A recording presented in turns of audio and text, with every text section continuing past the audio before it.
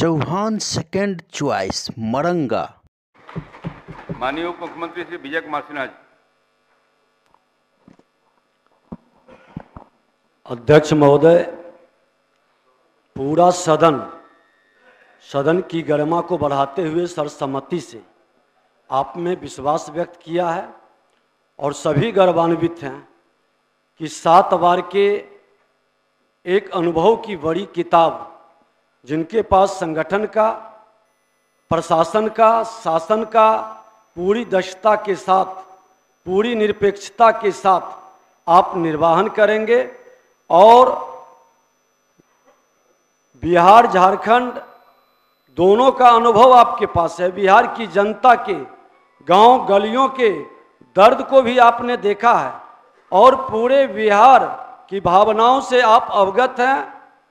बिहार बदल रहा है, बदलते बिहार के स्वरूप और इस सदन में जनता के विश्वास लेकर जो माननीय विधायक आ रहे हैं, उनकी आवाज को आप ताकत देंगे, उनको सकारात्मक वातावरण में ले जाने की एक बड़ी जिम्मेदारी है और आसन संरक्षक के रूप में पूरे सदन का शांति के साथ जनता के विकास के प्रति समर्पित भाव से कदम बढ़ाएगा। हमारी शुभकामना है कि आदरणीय बिहार विधानसभा के सर्वसम्मत से चुने गए इस विधानसभा के अध्यक्ष आदरणीय नंद किशोर यादव जी और इस सदन के नेताजी, प्रतिपक्ष के नेताजी, आप सर्वसम्मत से अध्यक्ष चुने गए हैं। यह एक बहुत ही खुशी का विषय है और सदन के नेता, प्रतिपक्ष के नेता ने जो आपके प्रति भावना और विचार व्यक्त करने का काम किया, उस भावना के साथ मैं हूँ और आपको जानने और समझने का अवसर कोई नया नहीं। मैं बहुत दिनों से आपको देखते रहा हूँ। माननीय उपाध्यक्ष श्री महेश्वर हजारी। माननीय अध्यक्ष जी,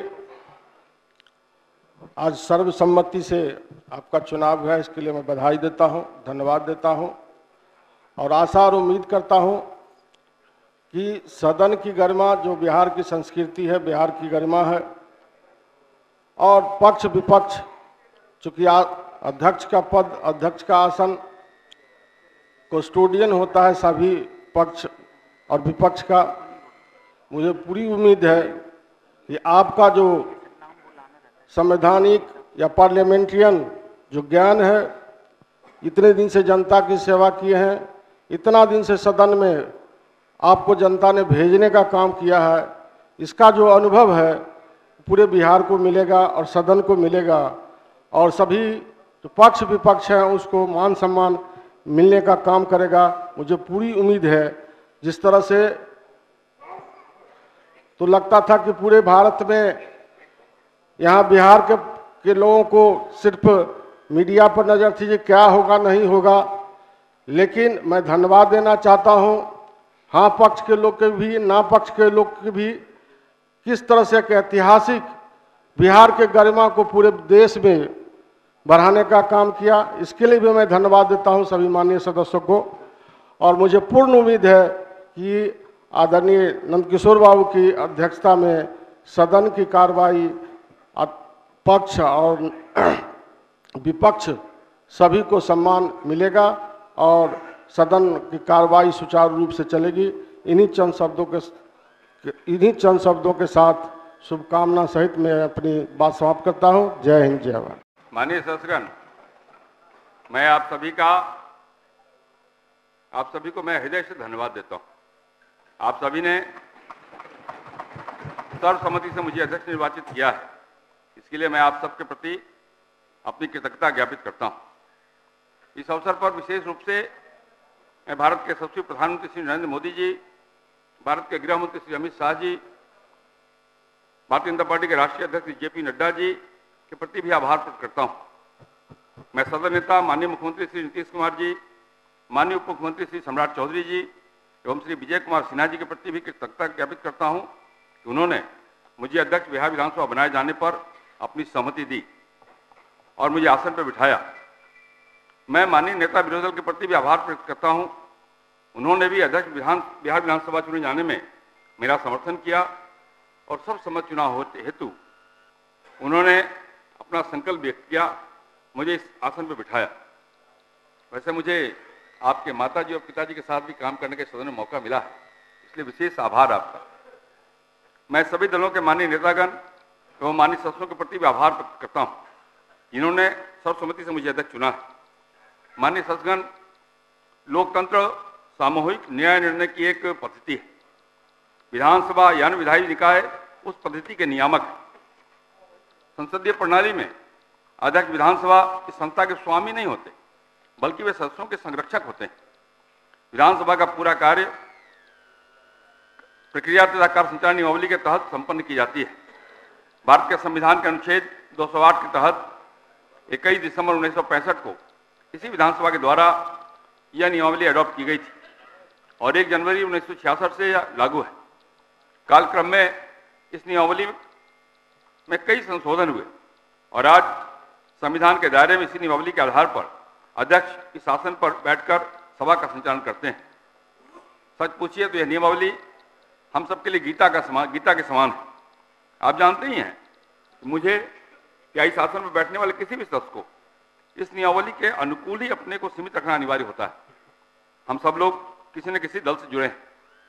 मैं भी एक राजनीतिक दल से जुड़ा हूं। मैं 1995 से इस सदन का सदस्य हूँ। 7वीं बार सभा का सदस्य बना हूँ। हर राजनीतिक दल की अपनी विचारधारा होती है और जनता के हितों को साधने का एक उपक्रम होता है, परंतु अध्यक्ष के आसन में बैठा व्यक्ति दल से या दलीय राजनीति से ऊपर उठकर पूरी निष्पक्षता और निष्ठा से सदन के संचालन के कार्यों का निष्पादन करता है। मैं आप सबको विश्वास दिलाता हूं कि मैं इसी नियमावली के तहत कार्य करूंगा और संसदीय परंपराओं का निर्वहन भी करूंगा। साथ ही माननीय सदस्यों के विशेषाधिकारों और उनकी मान मर्यादा का भी ध्यान रखूंगा। आप सब लोगों ने 12 फरवरी 2024 को जिस धैर्य और संयम से बिहार विधानसभा की कार्रवाई को संपन्न किया, ये एक मिसाल है। सदन में विषय भी आते हैं, उत्तेजना भी होती है, पक्ष और विपक्ष के दावे और प्रति दावे होते हैं, परंतु उनका हल भी विमर्श से ही निपटाया जाता है। आसन का तो ये काम ही है कि वह व्यक्ति के सारे दरवाजे खोले। मैं जानता हूं कि यहाँ जितने भी माननीय सदस्य बैठे हैं सभी लाखों लोगों का प्रतिनिधित्व करते हैं, उनकी आवाज ही सदन में उठाते हैं। राजनीतिक दल की विचारधारा के साथ माननीय सदस्यों को क्षेत्र के भी कई हित जुड़े रहते हैं, जिनकी वो नुमाइंदगी करते हैं। ऐसे सभी मसलों का इस सदन में उठाने का, उन पर विमर्श करने का, सरकार से उनका हल जानने का अधिकार आप सभी माननीय सदस्यों को है। लेकिन सभी मसलों को सदन के समक्ष कैसे लाया जाए, इसके लिए जो विधान है वह हमारी नियमावली में अंकित है। इसमें अंकित नियम के माध्यम से आप अपनी बात सदन के समक्ष रखेंगे तो सरकार विवश होगी आपके उन सवालों का उत्तर देने के लिए। इसलिए मैं आप सबों से आग्रह करूंगा कि सदन में आप हमेशा नियमावली के तहत ही अपनी बात को उठाएं। एक बात मैं जरूर कहूंगा, सड़क का संघर्ष और सदन का विमर्श दोनों अलग अलग चीज है। आपको अपने क्षेत्र, अपने राज्य, अपने देश, अपने लोगों, उनके साथ होने वाले अन्याय, इन सभी मुद्दों को उठाने का और उनका हल निकालने का उपक्रम करना आपकी जिम्मेवारी है।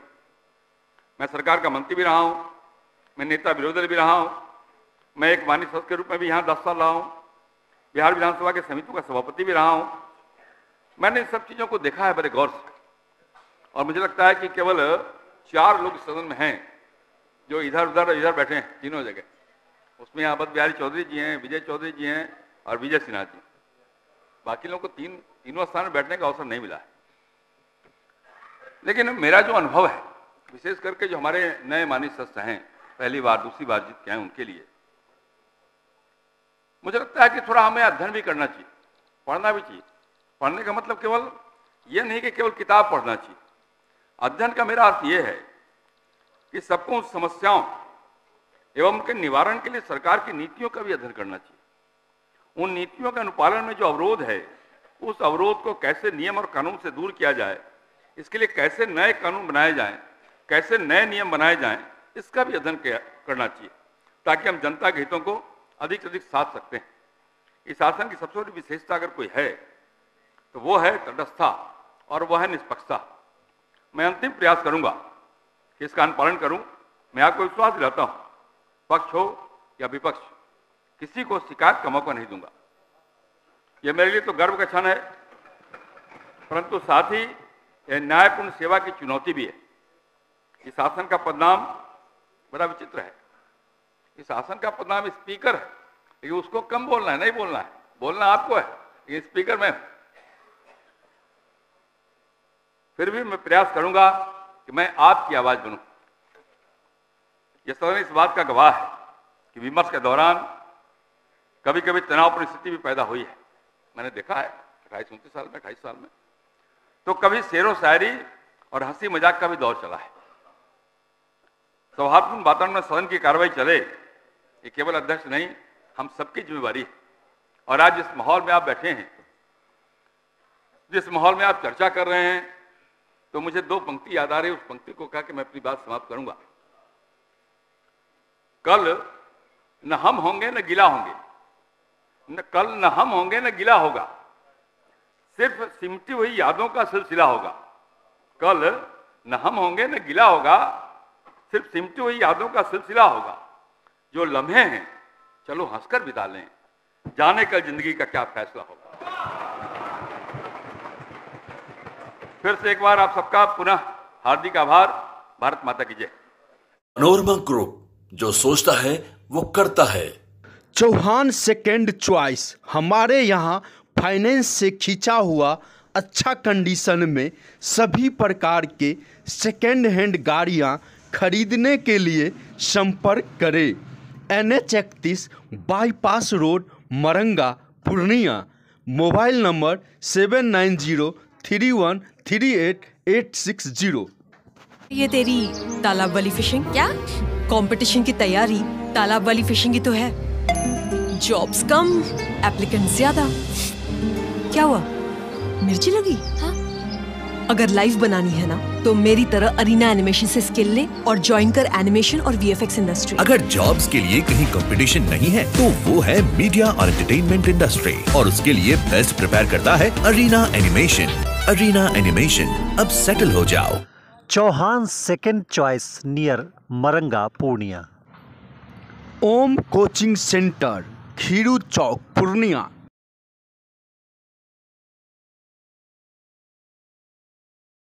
रिलैक्स फिजियोथेरापी, एक्सरसाइज एवं बिजली चिकित्सा केंद्र, doctor Kshitij Ranjan, physiotherapist, doctor Vibha Jha के अपोजिट, पूर्णिया।